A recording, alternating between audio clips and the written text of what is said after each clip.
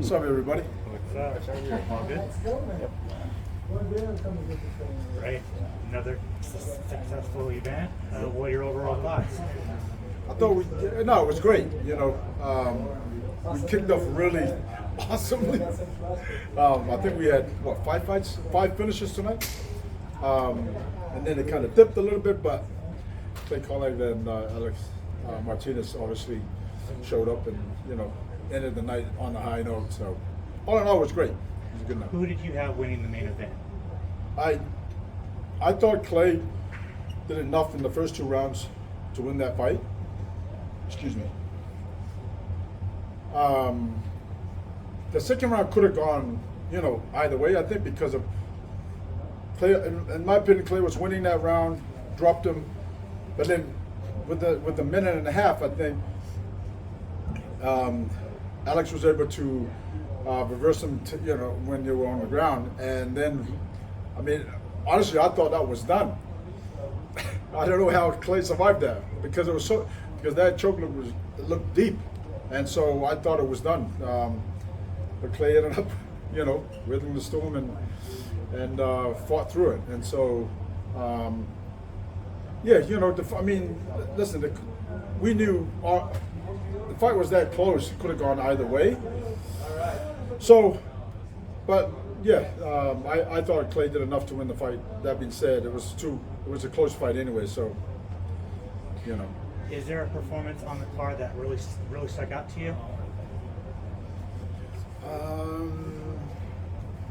I think all the finishers. Rob Wilkinson, fought well. I thought he came out and fought well in that fight. Omari obviously, fought hard until he got the finish. So, I think everybody that finished was kind of like the highlight of the night. Outside of the main event, of course.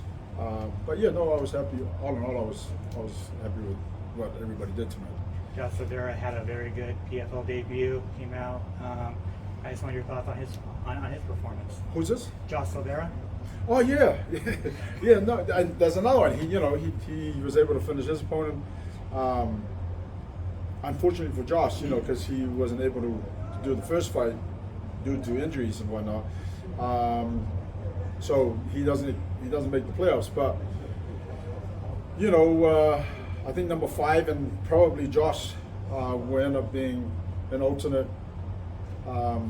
Obviously, knock on wood, nothing else, happens to the other guys that are getting ready for the playoffs or guys that haven't made the playoffs.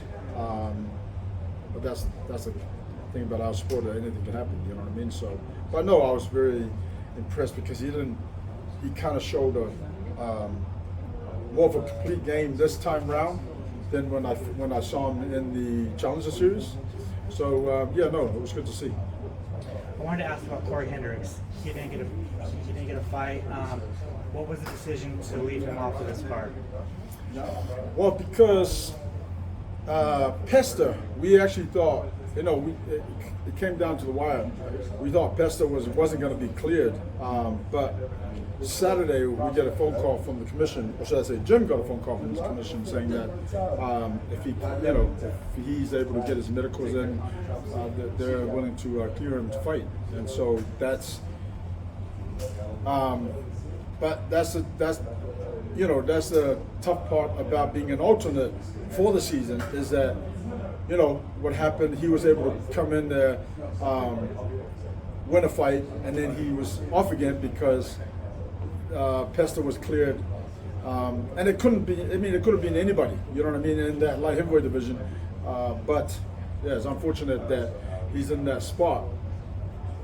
But that's the spot, he knew from day one that he was the alternate for the season, and if whatever happens. Again, Pesta could have been denied, approval to fight, and then he would have been in tonight. But that's the luck of the draw, I guess. And one last thing, week 3, Carlos Leal, he was not listed on the fight card. I just wanted your thoughts on that. Again, Carlos Leal is in the same spot as Corey. You know what I mean? And Corey, ended up with 5 points, and that could have easily, because if everybody was coming into the fight, with 3 points and whatnot, then Corey could have easily made the playoffs. But unfortunately, there were such high points and so many finishes in the light heavyweight division that it kind of pushed him out. Carlos Leal, very, very similar situation. He's the guy that won that fight. Unfortunately, he's the ultimate, and so the guy that he replaced gets that second opportunity to come back. Do you ever sit back and look like Carlos beat your champion, so you should give him a spot in that, or it really doesn't really work like that? No, it doesn't work like that, because then if we're gonna pick and choose, then what's the point of having a format? You know what I mean? So the format's a format, and to be fair to everybody, we have to stick to the rules. Ray, just to follow up on Corey real quick, he was in last season, so I'm just curious why he wasn't in this season at all, aside from the alternate spot, obviously. I believe he won one, lost one, and the fight that he lost, I just didn't think he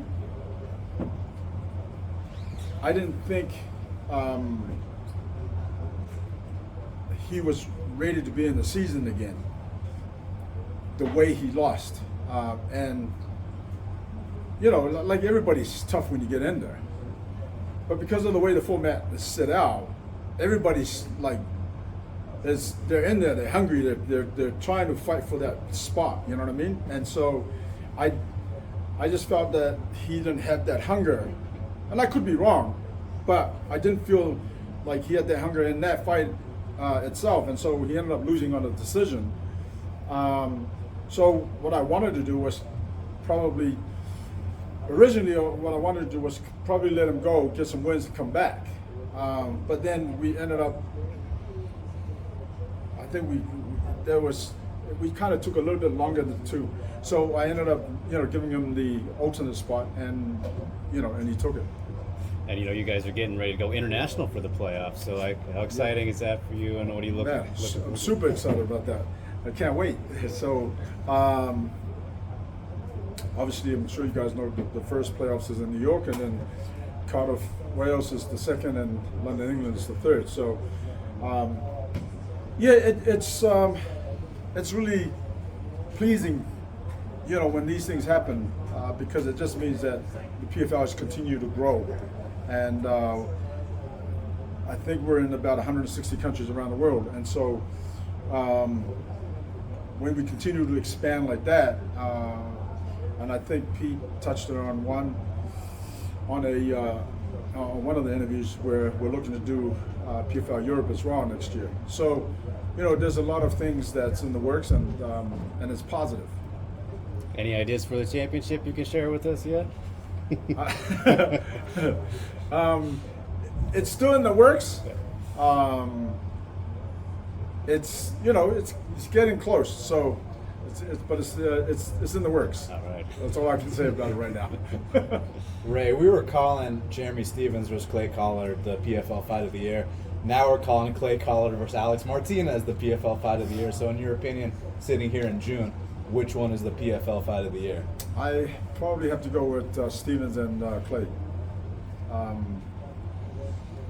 Because that fight, I don't think we saw a little bit of the ground, and there was a back and forth fight in terms of these two toughness and whatnot, and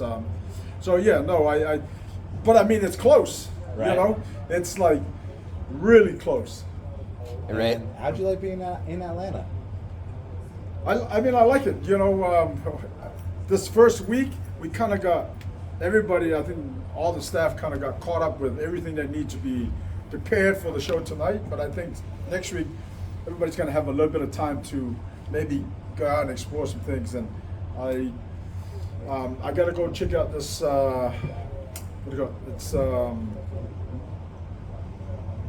it's not a fish tank. What do you call it? Aquarium. Aquarium. Yeah. Yes, sir. I'm like, it's not A fish big fish tank. yeah. So, yeah, a big Yes. fish. Because my son is actually into the marine biology stuff, and so I got to go check that out for him because he's visiting family overseas. So, Well, welcome to Atlanta. thank you. Hey, Ray, the PFL is changing how MMA fans are consuming the sport with the season structure and the smart cage. Do you see a future where MMA judges have the same stats that the smart cage is giving fans in real time to use at their disposal? I think there's a commission question. Obviously anything to do with the judges, referees, that's all on the commission. And until they say that they're willing to look at a few things, I couldn't really answer that question for them. Have you thought at all about open scoring, or is that another commission question? Again, that's another commission question. But I thought about open scoring. We talked about this in the beginning, way in the beginning, or maybe after our first year. But open scoring sometimes it can be a problem, because if one guy knows that he's going into 2 rounds and he's 2 rounds up, he might not fight. That he might kind of slow the fight down in the 3rd round, thinking that he's won the fight. That being said, that's also a mistake, because the other guy might be, hungry to try and finish that fight. So yeah, I'm in 2 minds about it. I think the less they know, the more they'll just stay focused on the fight and how they approach the fight, like to go out there and try and finish the fight in every round. In that same vein, do you have any thoughts about Anthony Pettis' mentality going in with a playoff spot already clinched?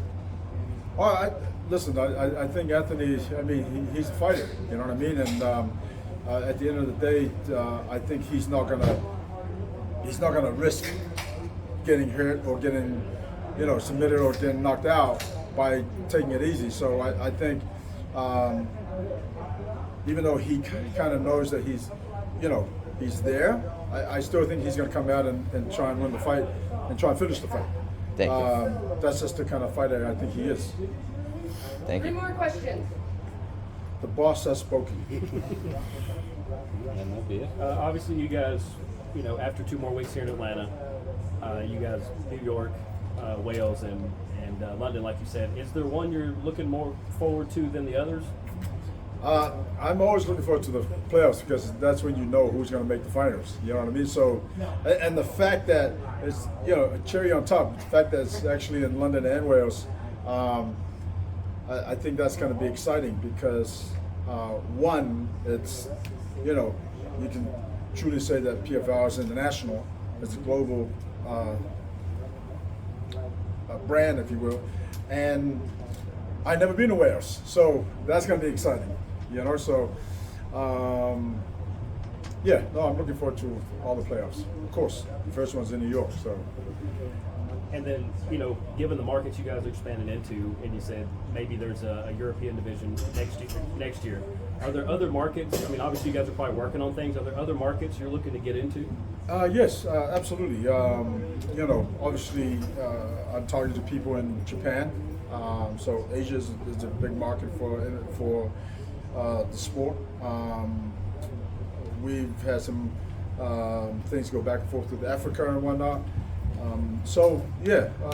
We want to be everywhere, and so, of course, the more we grow the PFL, the more we also help grow the sport, and so it's positive in every way.